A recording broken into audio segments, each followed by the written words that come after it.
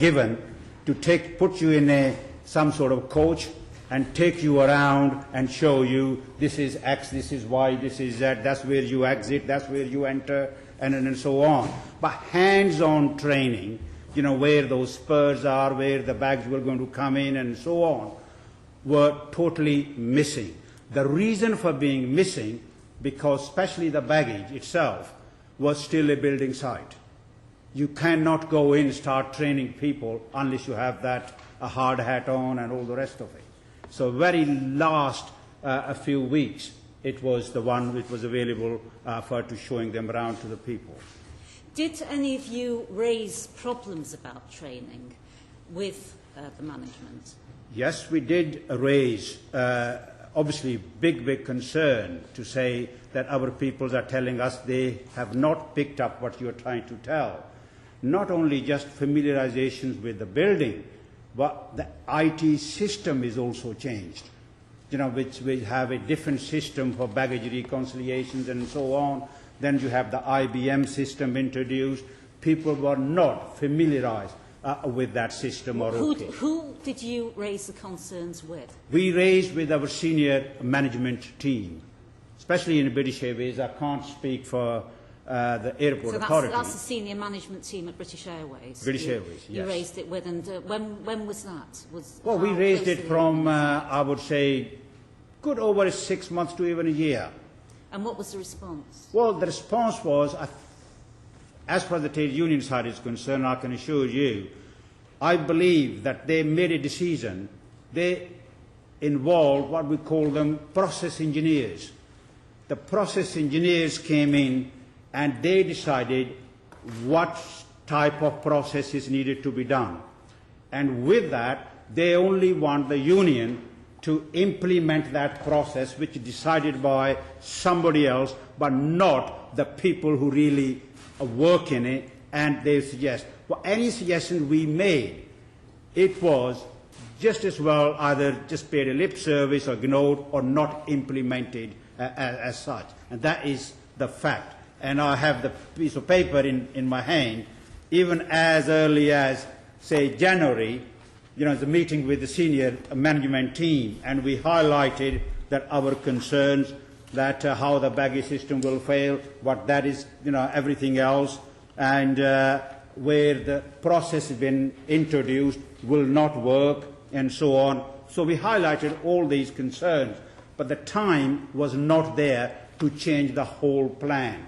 The plan was set in, I would say, more or less in 2005, which way they are going to go.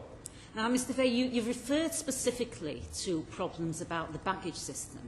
Were there any other areas of work where concerns were raised and no response was reached from it? Is there anybody who would like to add to what we've already heard in any other aspects of work? I mean, Mr. Turner, you're quoted in the Morning Star at the end of May as saying that workers had raised concerns about problems with the terminal over a long period of time, and that these concerns have unfortunately fallen on deaf ears up to this point.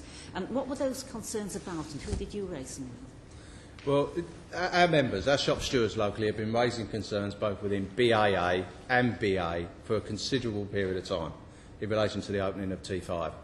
Myself personally weren't involved in those discussions.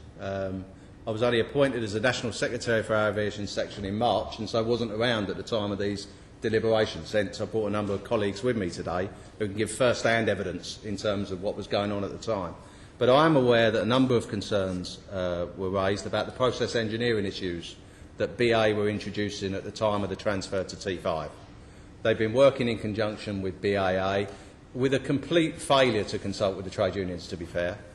We have a document. It's a document that was produced by a senior HR manager, Veronica Kuma, in BAA, and published in Human Resources magazine in February 2008, that talks about Terminal 5 being the Nevada state for BAA and BA, a union-free involvement in which the employers addressed employees directly and circumvented the interests of the trade union collectively in any discussions and consultations and deliberations on the development of T5. And that, I think, is a fair reflection of BA and BAA's approach to the trade union consultation in the run-up to the opening of T5. They made their decisions, they employed process engineers to develop the operation in T5, and when they spoke to the trade union side about it in constitutional forums, it was an imposition of a position, and how will this work? And our response back consistently back to BA is that this will not work. This will not work. You've dehumanised a system with a complete and absolute reliance upon technological advances that, should there be a failure in the system at any point, will not self-rectify. And you're saying there was no response at all to those comments that you made, those points that you raised? There was no consideration given to the response back from the trade union side. And was this BA or BAA or joint body? Who was responsible? I think it's fair to say that it was BA and BAA, but Iggy can speak for BA, and I think he already has in respect of this. And our colleagues, Stan particularly on the end, who was involved in these deliberations in respect of BAA, may very well want to make a comment on this. Right, would you like to tell us anything about BAA? Yes, we had several meetings with the company prior to T5, which started in 2006. And we then also turned around and said to the company that the way you're going is not going to work. Knowing from our own experience, having worked there for years, you cannot take that away. No technology can take that away. The experience what we have. You must listen to us what we're saying. Let's do it this way. And we will have, it is, but we were told, no, this is state-of-the-art building. Everything is going to work. Everything is going to be all right. Were there any particular things that you were raising? Yes, we were talking about obviously the staffing level as well, because the whole thing with the airport is that rosters are very, very important to everybody to suit working mums and so on and so forth, and to have that staffing level. And we were not getting that. We were told that this is the roster you're going to have. People who want to join us can join us. People who don't want to, tough. And those are so there were no negotiation on that, so as to be able to have the operation run smoothly. We did have a lot of teething problems to start off, no two ways about it, but those could have been avoided. The queues could have been avoided had we been listened to, but we were not. So were you surprised or not surprised when the problems arose on the day? Not surprised. At all. Ms. Reid? What I would like to add, some discussions did start from the end of October 2006, but there were more presentations of how it was going to work, the size of the building and that sort of thing. Once we did start getting into sort of more deeper discussions, it obviously was about this is the way it's going to work. We know it's an opportunity to bring state-of-the-art equipment in. We're going to work like this. This is how it's going to be. I think back to your original question about the training, I think what sort of threw us a bit is there is some really sort of powerful generic training for security officers. So yes, they would have all been trained up to a secure standard that there was not a security risk. They were all, but the familiarisation, I think, they did start introducing staff into the terminal from January. But because it was zoned off into different areas, it depends, some familiarisation was just for that particular area they were specifically working in. And there was, because of the size of the building, there was obviously a bit of sort of confusion about if you moved out of your area, because it's a vast, if anyone's been into the terminal, it's a vast sort of building, and there's obviously a lot of familiarisation. I think there was more, with the training issue, I think it might be more, not necessarily the security side, but some of the new roles that were brought in to run the terminal slightly differently, like there's a customer host role, which is like replace the old information desk system. So these people were like mobile around the areas, and they were going to be doing a lot of roles that are not covered by other positions. So it's almost like a troubleshooting role within the area, and I think that the people because it was a brand new role, they struggled. They didn't get the training up to speed. We've been told that there were that there was a big problem logging into the baggage system for staff, and that 48 accounts were incorrectly set up with barcode passwords generated incorrectly, and that led to a shutdown on some of the systems. Is that to do with a fault of training? Was it staff who hadn't been shown how to do it, or was it the equipment? There was also a difficulty that somebody somewhere removed one line of the name, and then everyone else's name's gone up, on a computer, and everybody trying to sign in, that you can't sign in because it wasn't accepting you. Was this tried out? Was there any rehearsal of this before? Sorry, was this system tried out before the day? Systems tried individually. The problem was there was proving trials, was done. Proving trials, to do that, they didn't involve the trade union side. What they did, especially in British Airways, I can't speak for British Airport Authority, what they did do was to say, well, pick up the staff, those who volunteered to do the proving trial. And the staff was told quite clearly that you are not involved in to change the process. What you are here to actually make sure the system works. That process, it works. They introduced a system which is totally alien, obviously, is called RMS, for instance, the resource management, like a planning and sort of things. And there were people sitting in somewhere else, allocating you, because each individual been given a small handheld device called RMS, and then with that device, you sign into it, device tell you to turn left, you turn left, and then you go to that aircraft, deal with that. When you finish, you press the button, they tell you to turn right, you do that. And that is the system they use. People was not prepared who is working with them, who is the next person is going to come in, because all individual people trying to turn them like machines. And then those people who used to allocate them previously, they used to allocate me a job, I'll go and do the job, but if the allocation was wrong, I'll come back and tell them, put eye to eye to the allocator to say, you've done that wrong, mate, don't do it. And he said, okay, I learned that, but now these people who allocate you the task are somewhere else. You don't see them, don't communicate with them, they're probably just as well in Delhi. And they are, so they are sitting somewhere else.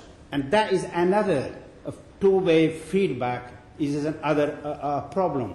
The one thing, especially in British Airways, I would say, I hate to say that as my own airlines, and I don't like to say anything against my airline, but one thing it is culturally, the way and the management structure exists.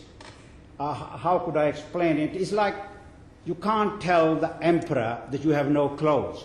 You have to tell it's beautiful clothes, and no supervisors, no person can tell his boss or her boss to say, oh, this system won't work. If you do, then you are not a team player. You've been sided, or so for that reason, you're trying to speak out, so yeah, that works. It's beautiful clothes. Okay, I think we've got the point on that one. Mr. Stringer. Was at any time the safety and security of either employees or passengers put at risk? Security? No. Safety and security of passengers, sorry, you're saying put at risk? Safety and security of passengers. Yes. No, security was never compromised, no.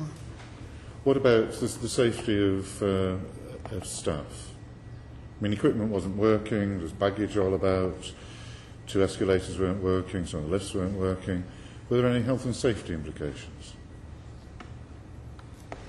If I can come in, I think there were huge health and safety implications actually for our people. And one of the things that I would want to take the opportunity to do is to pay a tribute to our people, the many, many hundreds of people that worked really professionally and diligently to provide the best possible service that they could on a very difficult day, in very difficult circumstances, which included assaults, both verbal and in some cases physical. We had members spat at Terminal 5 because of the chaos that was created as a result of the opening day and subsequent days. So, and you can't have 27,000 bags lying around a baggage hall without there being serious safety implications for that. In terms of how you're going to deal with 27,000 bags. Where do you put 27,000 bags? So there were huge implications for our people. And of course our people tried to do what they could within the realms of their ability to, as workers, to address those problems. So, you know, this was a real issue for us. This is a real concern for us. This was a world-class facility that should have opened as a world-class facility with the eyes of the world on it. And the reality was it was a farce. And our people are very proud to be employed at BA and BAA, rightly so. And they're not to jump, they won't jump to criticise their employers. But on this occasion, our people were embarrassed, humiliated by the way in which Terminal 5 was opened. And many of these problems that were identified were clearly teething problems, and you get those. There are other examples of major infrastructures opening, such as Terminal 5, even other airports, where you get teething problems, and of course you do, some lifts not working, etc., etc. That will be the case. But so many of the issues at the opening of T5 were not teething problems. These were structural problems. They've tried to introduce a different operating method based on process engineers, designing a new system without consulting with our people, who have collectively many thousands of years of experience on the ground here. Can I come to that point in a second? I'd just like to stick with the health and safety issues. There are obviously problems if there are thousands of bags hanging about in the wrong places or being put in the wrong place. In terms of the record of accidents, were there more accidents recorded on that day than you would have expected? Not actually. I know of any reported accidents occurred, on the day. But as far as the security of these aircraft or the passenger is concerned, well, that was make sure that there was thousands of bags left over, and you're trying to deal with them. You scan them, then you're trying to send them somewhere in America with Federal Express and so on, and trying to deal with it. And so you may say, well, we didn't knowingly, no one will ever relax that. That was not the case. Right. You were talking about the changeover. When Willie Walsh was here from BA, he said that more than 80% of the staff involved in baggage handling had been on courses to familiarise themselves with the new machinery. Would you accept that figure of more than 80%?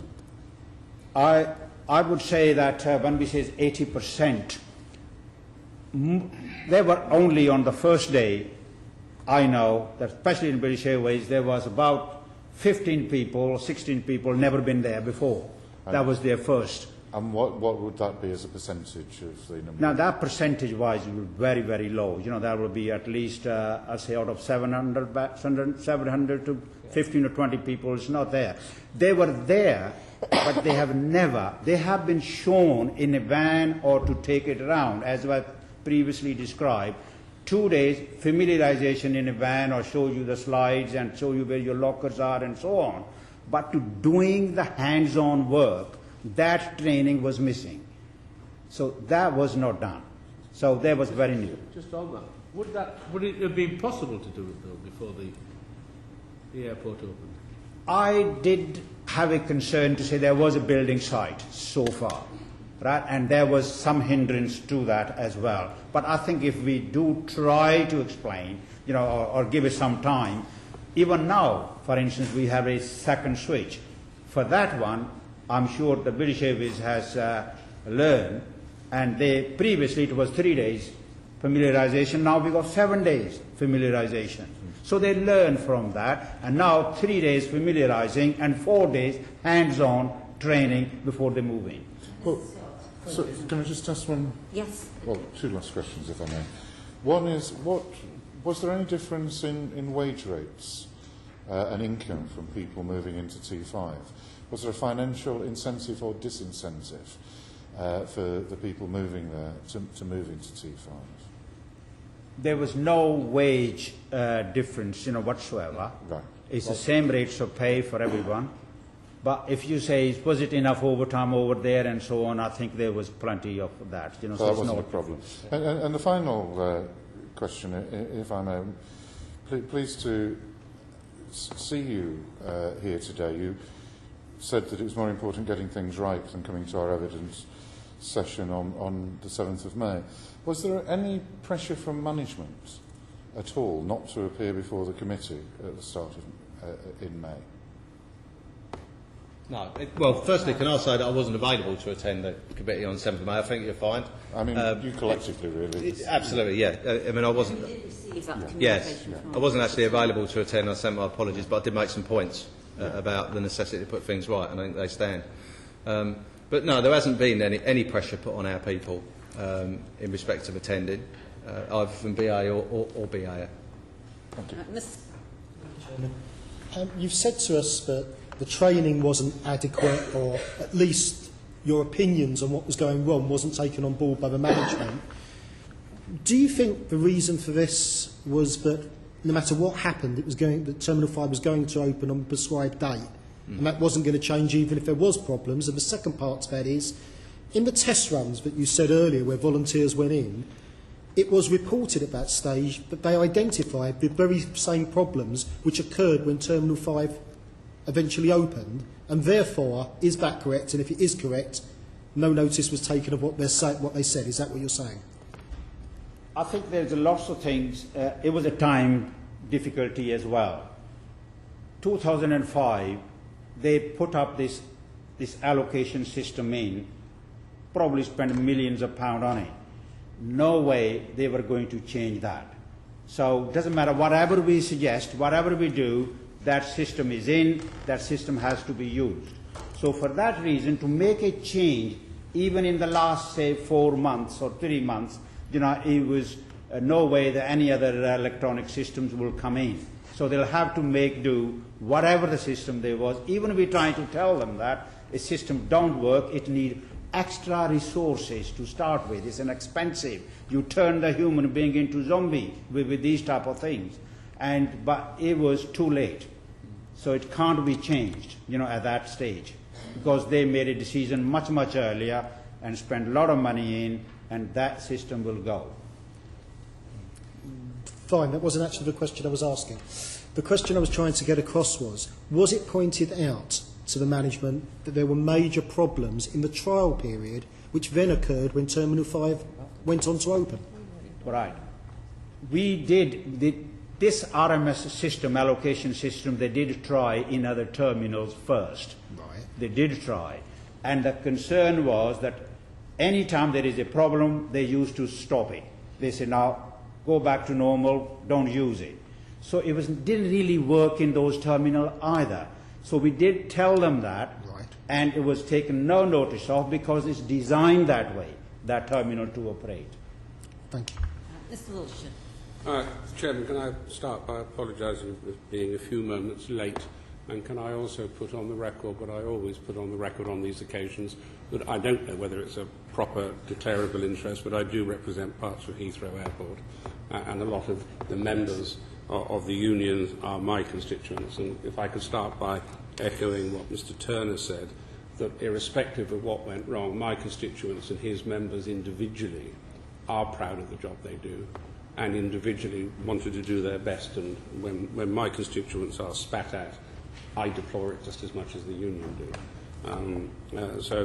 Can I go back to the specific point of the machines, the handheld machines that didn't work? When you were being asked about this, you said that on the day things went wrong. I'm aware, and you're aware, of a long period of trials, some 60-something sort of dummy runs took place. 15,000 members of the public, including many of my constituents, played passengers. There were some 30-odd aircraft involved in all of this. And my understanding, tell me if I'm wrong, my understanding was that the whole process was tested. Passengers came in, there was an enormous pile of bags. I thought it was the missing bags when I first saw it, but there was an enormous number of bags checked in. When those dummy runs were being held, were baggage handlers at the end of the process doing what they should be doing? Dummy runs were done, as you said, there's lots of dummy runs were done, and there was those so-called what we call them champions, which picked up from the floor or picked up from the staff. Not the trade union side, but pick up from the people. And those staff was there to see that works or not works. Yes, there were hundreds and hundreds of people. There's few things they didn't do, which were mistakes they made. And they highlighted it was not followed through all the way. They may have tried, say for instance, Delhi flight, 4 containers. That's it, let's have a test, load the bags into 4 containers. But the Delhi don't have 4 containers, they have 18 containers. You know, and you might find Cape Town have another 18, but they tried 2. So it didn't really, what you can say, and plus it was not segregated as on the day it's needed to be. Like for instance, first class is separated than the club class and the club class and economy and so on. And that wasn't done in these trials. So that was missing. But you answered part of the question. Yes, there was baggage, there were baggage handlers. Now, my understanding of one of the things that went wrong, one of many things, I'm not suggesting this is the cause of everything, but the handheld machines are used to check the details on the bag before it's put in the container. No, so they are, that is called reconciliation gun, which you're talking about. Yes. It to be reconciled with that gun. Yeah. Those guns are, well, it was a difficulty in the beginning, but we still have today at about, I would say, 10 to 12 stands, where in the sunshine, the laser is not powerful enough to do, so you have to put it a little bit dark around it to try to read that, a label. And that's a totally different gun. The RMS system was an allocation system. That's helpful because that's cleared up in my mind a misunderstanding that the handheld equipment used to check the bags was used in the trials and did work in the trials and then had some problems on the day in which the terminal opened. Yes.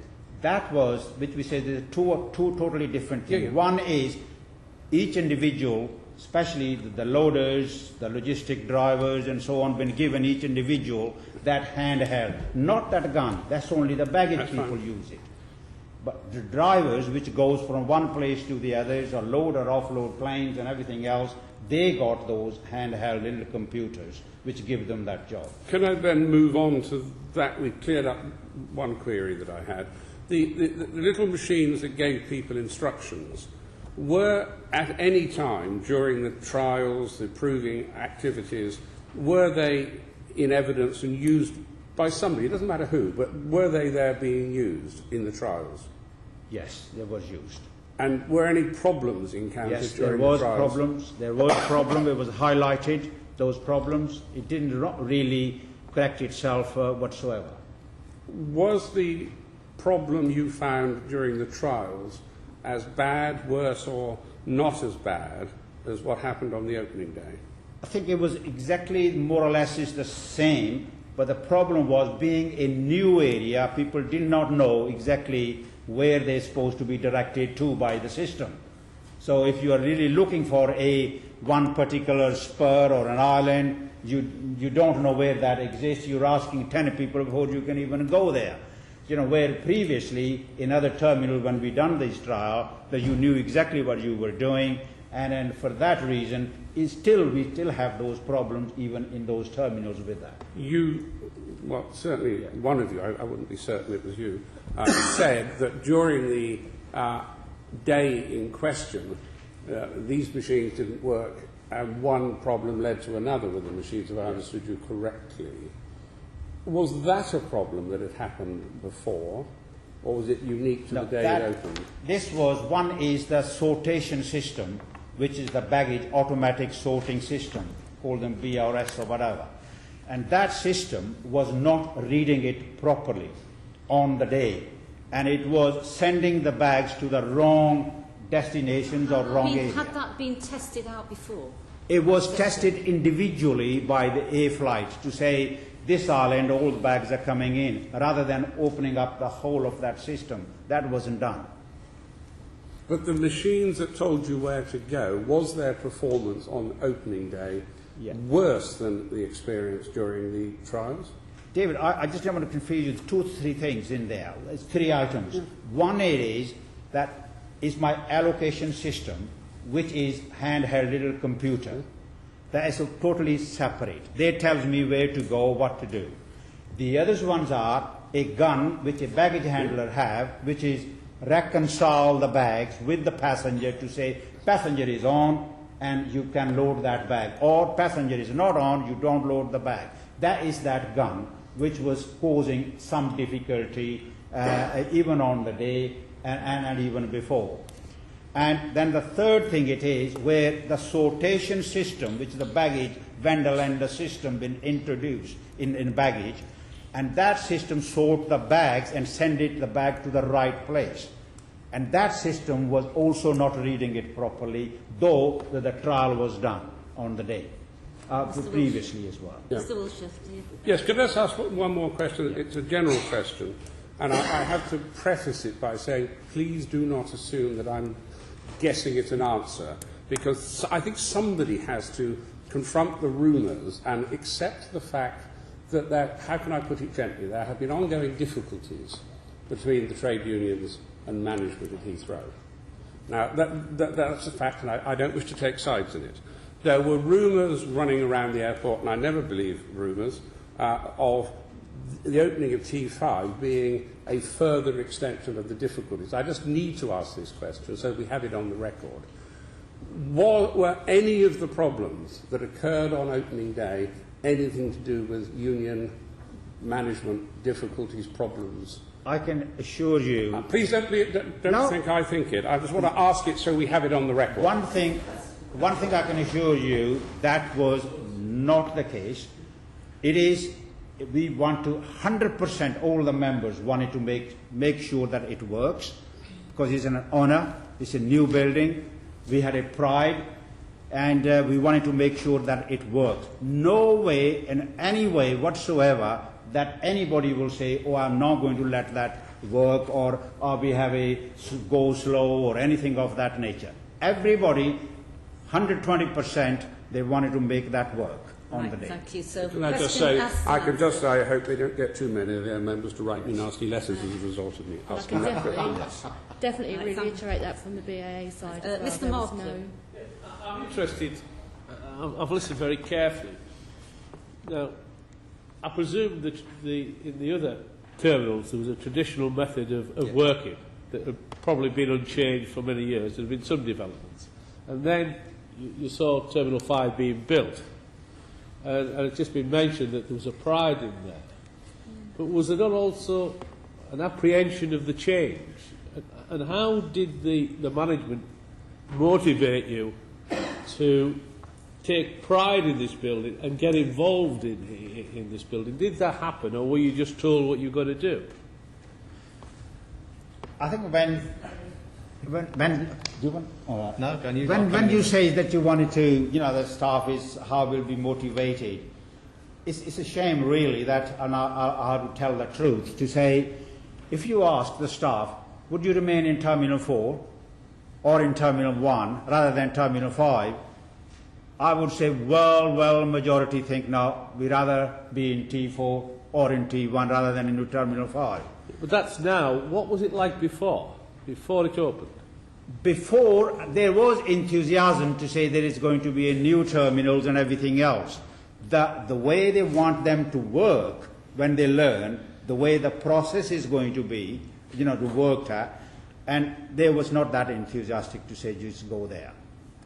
Not to say that those who did go there, to say, well, hang on, there was some sort of difficulty because they didn't want it to go. They did do their best, whatever they could. So did the management underestimate the change in work practices that people would have to take on? Yes, I would say that they did not take the staff into the confidence to say, this is the new way, that's how we do it, that's how we introduce it. Or if we think that you can't pick up everything in one day, introduce it slowly to do it, that wasn't done. Yeah. Well, can I just move on? Do you think the management have learned the lessons of what went wrong? I would say they're still more or less on the same path, but they have, on the training side and everything else, since the Chief Executive of British Airways took charge of, I think he wanted to know exactly what's going on every day. you know, and so on. So I think there are a little more a focus on these trainings and everything else. So they have picked up some accountability. I mean, the select... Would any of the other witnesses like to add or disagree anything on that point? Yeah, I think that BA management has also learned. Definitely. And you can see from the restructuring of the whole thing again, they would want to work with the trade union and want to do things better. So there is some good that has come out of it. Hopefully that if they have another big project like this, will involve the trade union and, you know, maybe we work together, because nobody knows their workforce better than the trade union. The trade union know their workforce much, much better than the management. I'm afraid that is how it is. So we would have told them, this is what we should be doing. All right, there is obviously, it's a public company, so they do want to make a profit. There's no two ways about it, and we recognize that. But I think that on the whole that they are now listening to us and they are now trying to work with us rather than, you know, telling us, well, before they tell us rather than consult us. Well, since the opening, the select committee has been, and we went and we showed round, and everything seemed to be running smoothly. Is that the case? Was it a hiccup, and has it been put right, or is there still major problems to be overcome? As far as I'm concerned, I think that still we got basics. We got to put our basics right, and I don't believe that our basics are still right. The proof of that is, I don't know whether I should, I don't know, somebody might do, well, to say that every day in Terminal 5, I just done it before I came in, for the whole of the month, 932 bags a day don't connect with the passenger. That is a transfer. That's the average for the whole of the month. And that... When is that? Could I just stop That's you there? 900 Okay. Could you bags a clarify day. what you're saying there? Right. What I'm saying is that the transfer passengers who arrive at Heathrow and flying out from Terminal 5 and average, well, I will say 11,653 average transfer passengers fly from Terminal 5. Out of them, 932 bags not connected with the passenger. They might go the next day or day after or whatever. So what you're saying, you've got a 1 in 12 chance of losing your bag if you transfer it across. That's approximate. Yeah. So there are still problems there. Yes. But surely coming back to some of the comments you've made, when they were building the new terminal, they were going to put the new technology in, weren't they? They weren't going to build it as a big replica of Terminal 4. The fault seems to be that they didn't really consult about putting it in, and they didn't train the people properly when they put it in. Is that correct? I think that they never asked the trade union side what sort of best system it is going to be. Wish we could have explained them. But nevertheless, we understand that we have to have a new technology, we have to have everything else, the time is changing and everything else. But one thing was, if they take the people into confidence, and I'm sure the stop clock might be right for a couple of times, but it is that we would have tell them exactly which way we think it will work. Obviously, we have to make savings, we have to do everything else, but we were not concerted. It was the process engineers who thought exactly how that system is need to be worked, and we are here to implement that process. Mr. Turner. Yeah, there's a couple of things that come from your question, really. I think what's occurred here is BA have used an opportunity, in conjunction with BAA, with Terminal 5, to change the method of operating completely. In terms of the consultation with the trade unions in the run-up to that, there hasn't really been any. There's certainly been no meaningful consultation, or there's certainly been no views that have been expressed by the trade unions that have been taken seriously by the company anyway, let's put it like that. The manner in which those changes have been introduced, despite the failings at the opening of Terminal 5, mean that the system of work is still in place. and is still resulting in significant numbers of bags not accompanying passengers. That's still happening. It still happens now. It will happen today and will happen tomorrow, like it happened last week and last month. Sorry, is it getting better though? I would say yes, it has gone better. Than obviously It's getting better week by week. It is getting better. But obviously, if we have changed the process and discussed with us to change the process, and I think it will even get much better. We have to. There is no other alternative. Yeah. Right, Mr. Turner, did you want to? Just a second point on that, I think, is the day in question. The day that Terminal 5 opened and the day immediately subsequent to the opening of Terminal 5.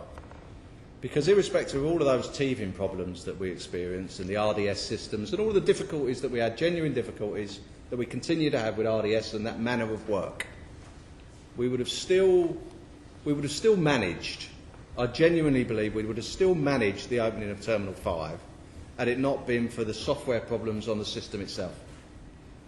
And the manner in which patches that were introduced previously for the trials weren't removed. And by the time they were identified and removed, of course, we had huge backlogs of bags and it was impossible to address the problem on day one.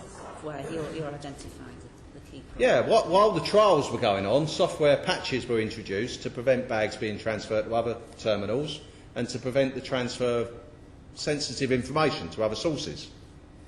Because it wasn't required. It was a trial. And the bags were going around an enclosed system. They didn't need to divert to a Terminal 1 or Terminal 4 for transfer. And information didn't need to be relayed to third parties.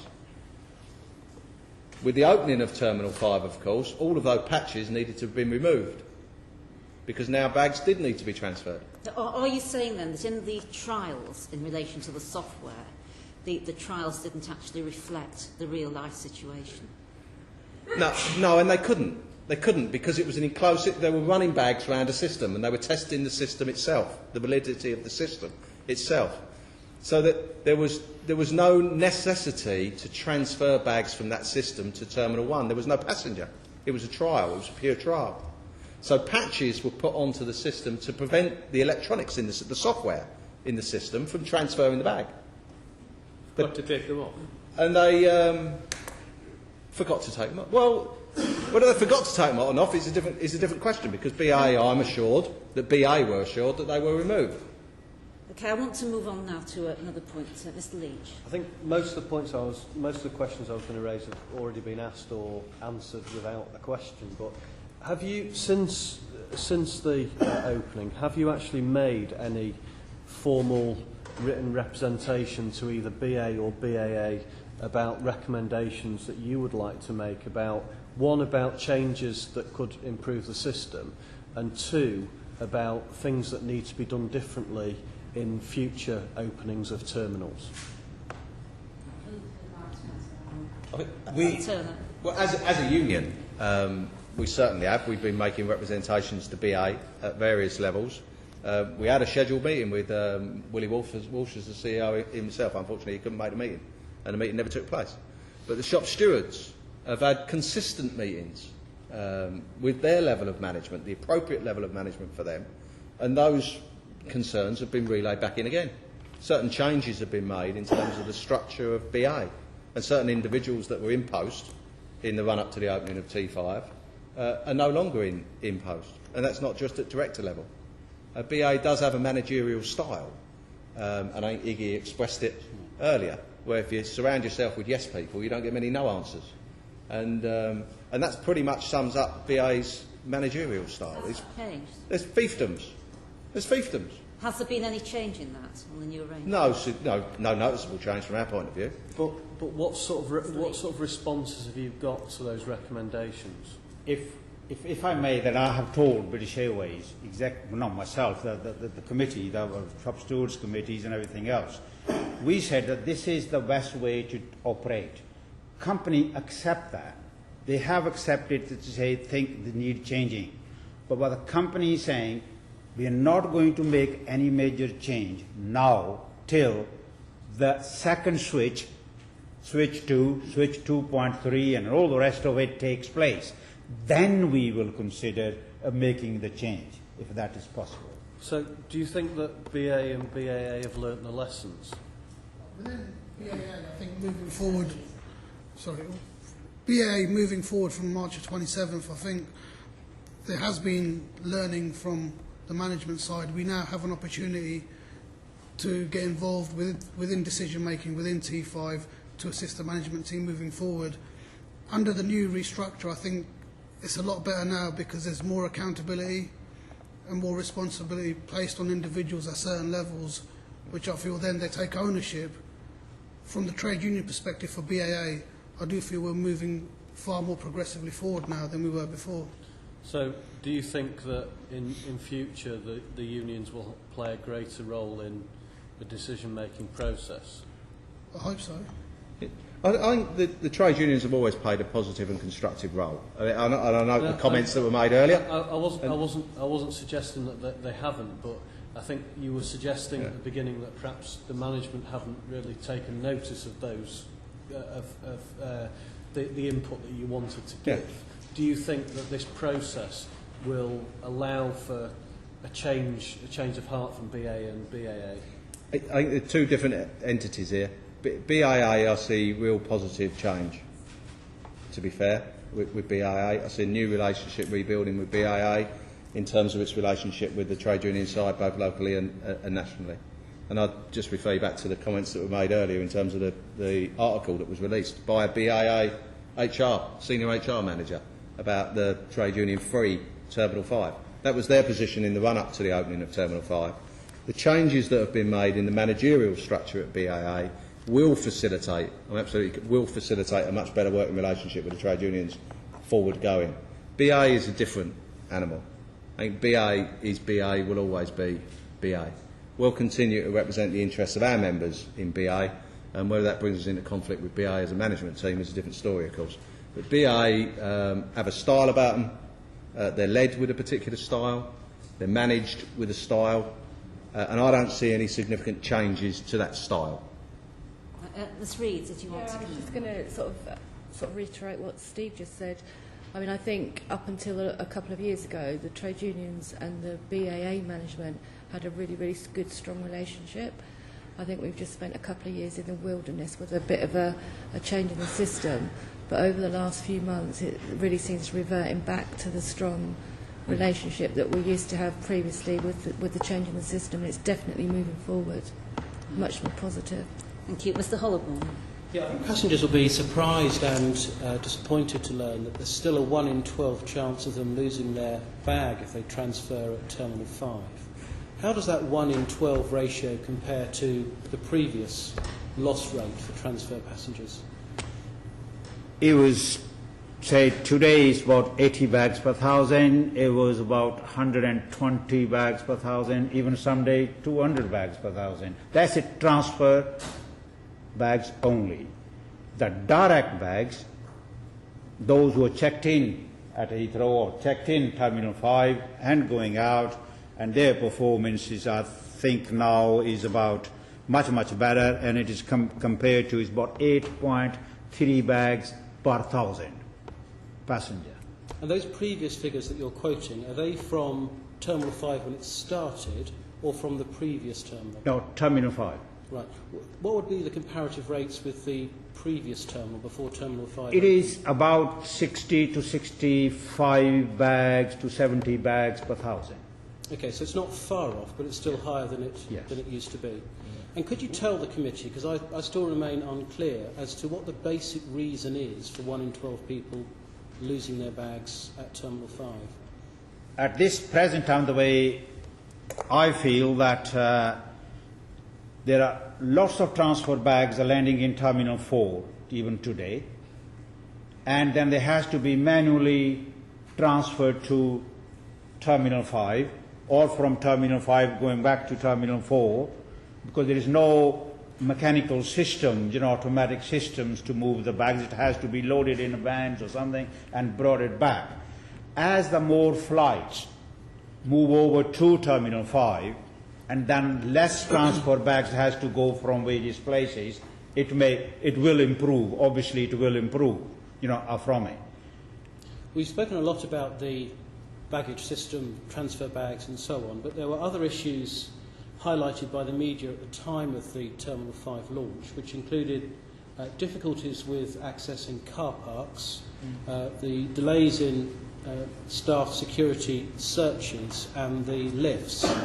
Now, in their evidence to this committee, BAA have told us that they don't believe that car parking problems for staff on the day or the delays to staff security searches were major factors in the disruption caused to passengers. Is that something that the unions would agree with? I can assure you that I was myself there. It was 5 o'clock, and by 6 o'clock the car park was full, and there was hundreds of people was driving around to see where the hell can they park the car. And because there is another car park next to it, which they now in these days they open that car park. So there was a problem with the car park because the staff is not there to receive the aircraft arriving. And as far as the security is concerned, well, totally north side of the security gates was totally closed, was not open, and only the south side was open. And 6 o'clock, I would say 120, 130 people in a queue waiting to go in. Especially at that time, every minute count, because the aircraft is coming in, and then every minute says passengers has to be offloaded and their bags has to be transferred, connecting the other flights. Yes, there was an effect of that, but we'll say not as this is the whole reason for the whole difficulty, because the IT systems, familiarizations and everything else has a part to play. Well, what BAA are telling the committee is this. Problems with car parking caused minor delays to staff. Car parking problems should not have delayed any staff member by more than 10 minutes. Do you agree with that? 10 to 15 minutes, I would say yes, but then on that day, it was people were delayed for half an hour, even going in, even longer. Now, there were problems at the search facility at Apron Search South. Yes. And BAA tell us that the longest queue for staff search on the 27th of March was 20 minutes. And they do not believe that staff search was a major factor in the disruption. Do you agree with that? I think that was a major concern, because if the 20, especially that morning, early morning, when the aircraft arrive at 5 and I'm going to start at 5, if 20 minutes delayed in a car park, another 20 minutes I'm in queuing up, and I will be half an hour late meeting that aircraft. So it was a concern, and that we don't accept that was not a major concern. It was a concern on the day. And finally, on the question of lifts, BAA tell us that 28 of the 192 lifts at T5 were not in service on the opening day. Half of the lifts that were out of service were in the short stay car park.